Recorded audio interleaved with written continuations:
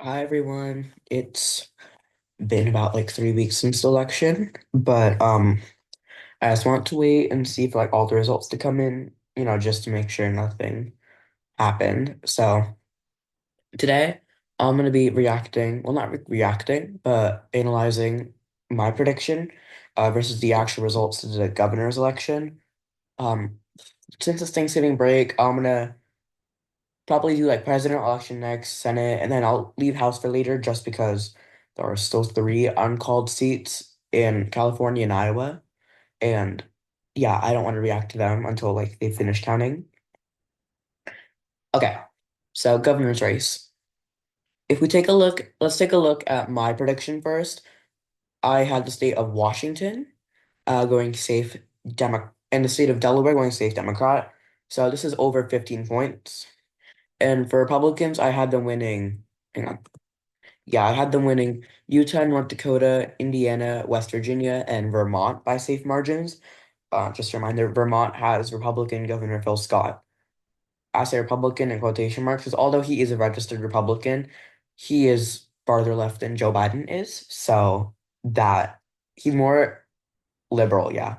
So, okay. And now I thought Montana and Missouri would be likely margins. I thought not North Dakota. I thought North Carolina would be a likely margin, and really the only like true competitive state, quote unquote competitive state, because the margin was decided by 10. I thought New Hampshire would go lean Democrat.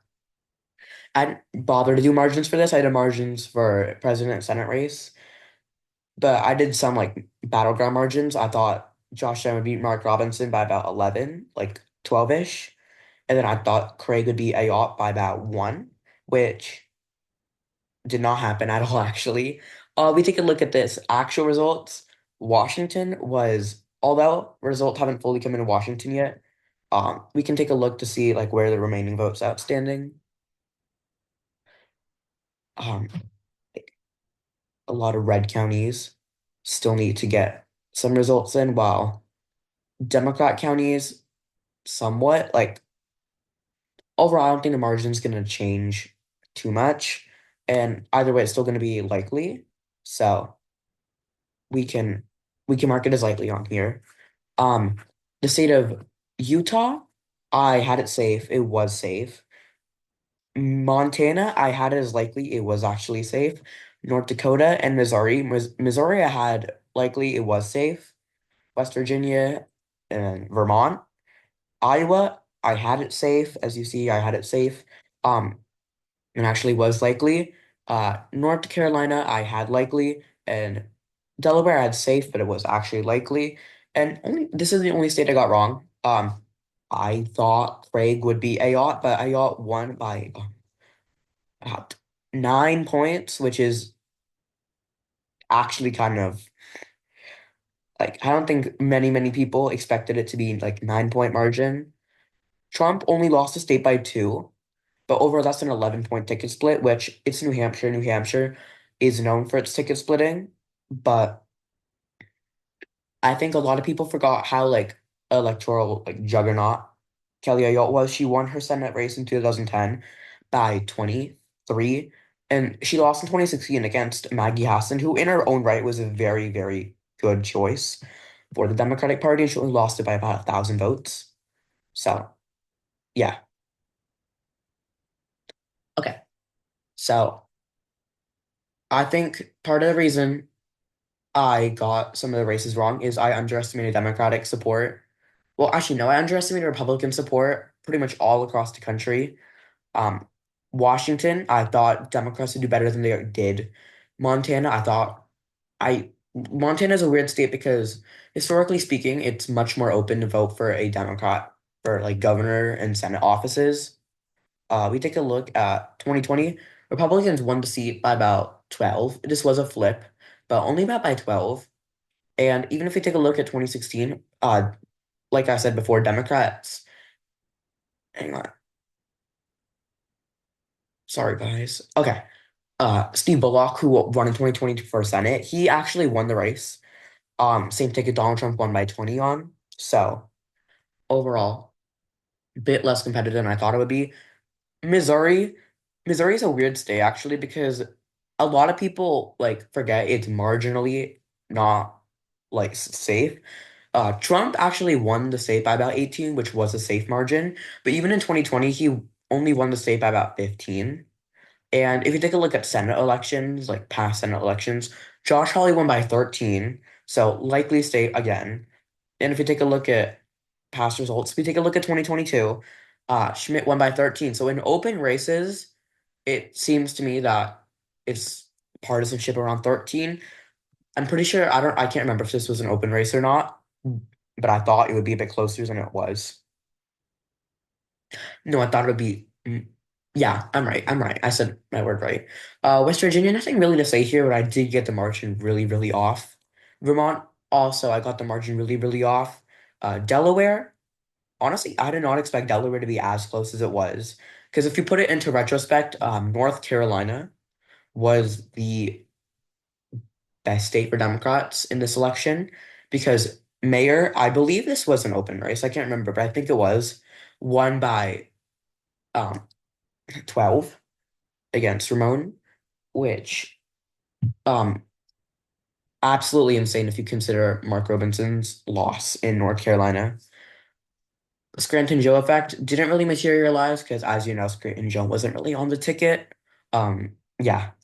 And then this is like one of the only other states I thought Republicans, as you see here, I thought they were gonna win the state by close to 16, 17. They only won the state by 13.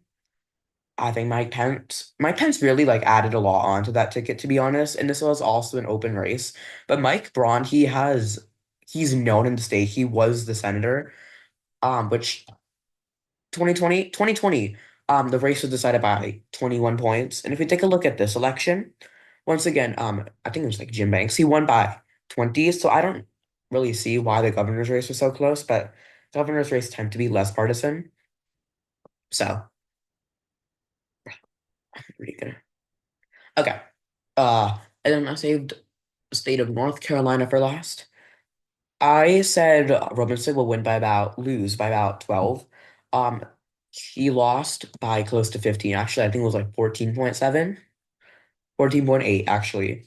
So, like, honestly, like Republicans did horribly in this race. That's what you get for running in like a plagued, scandal-ridden lunatic like him.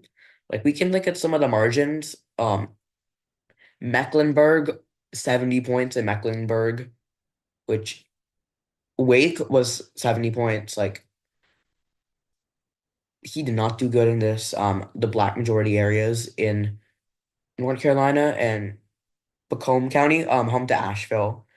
Um, he did really bad in it. This is also a really left trending this like left trending county, left trending city, which okay, if Democrats can win a race in North Carolina by this much, they have a ceiling. Actually, no, this is their floor for the future. It just proves like how blue it's really becoming. Because even Donald Trump in we can take a look at CNN. Donald Trump, he lost Macomb County by 25, and he lost this by 39%. Like horrible, horrible margins. Wake County was 70%. Harris won Wake County and only got 61%. Um, Mecklenburg 70, Mecklenburg 65. So as you see here, Trump also did really good in the black majority area. Robinson did not do as good in the black majority areas. And yeah, he said a lot of questionable things, has a lot of questionable statements, questionable record. So yeah, okay. So for okay, and now you guys are wondering why I have a blank map here. Actually, I don't think anyone was wondering. It's just getting really annoying. Let's really see how bad my prediction was marginally. For margins, I'm gonna be a little like it's gonna be a little different. 10 will be safe, 5 will be likely, and then 2 will be tilt. Just because it helps like illustrate the margins like more dramatically. Okay, Washington. When I went to Washington, I thought this race would be decided by 20-ish. And if we take a look at the actual results, it was closer to 11, which 21, 22 point margin. I underestimated Republicans by about 10. It would help if I had margins on here, but I didn't. So that was my bad. Montana, I thought Republicans, once again, I thought they would win the race by about 13. They won by 20.2. So that was a 7-ish point margin. And then Utah, I thought Republicans would win by about 20-ish, 22, 23-ish. I thought they would do better than Trump, and they did do better than Trump in 2020. So overall, this is like tilt margin because less than 2. North Dakota, I thought like 40-ish, like third. Actually, I thought it would be like a 30-ish margin. Ended up being 40, so safe margin. Missouri, I thought Republicans would win the state by 13. They won it by 20, so 7 point margin. Underestimated Republicans. Indiana, this is one of the states I underestimated Democratic support in. I thought Republicans would win by about 20, like 17-ish to 20. They only won by about 13. So that makes it, yeah, I'm trying to think of a margin I genuinely thought it would be because it was 13. Yeah, I thought it'd be like 17. So that's a lean, not quite likely. West Virginia, I think I got the state really wrong too. I thought Republicans were gonna win by about 35. They only like 35, 40. They only won by about 30, right? So yeah, kind of bad margin in my case. North Carolina, once again, I have a margin on this. Republicans, I thought would be like that, and it ended up being this. So 3 point margin. So North Carolina is a lean state of underestimation for the Democrats. And then for Delaware, I thought Democrats would win Delaware by about like what's the word 20, but they only won by about no, actually I thought they would win by like 22, maybe like around that margin. So this is a safe Republican underestimation. And then for Vermont, I thought Republicans would win the state by 40. They won by 51. So once again, 10-point-ish margin. And then in New Hampshire, I thought Democrats would win the state by about 1.2. They lost by 9.3, which like 10.5 margin underestimation. So this is the map. I underestimated Republicans in the Northeast. Um, Underestimated Democrats in it's like Rust Belt, left North Carolina. And then this place, yeah. Overall, I didn't do so good. I got you could say that I got every single state right, but that wasn't really hard. Honestly, I think this margin map does like a bit of a better job of illustrating how badly I did the selection cycle, and I'll elaborate more on why I did so bad. But anyway, that's enough about me. Bye, guys.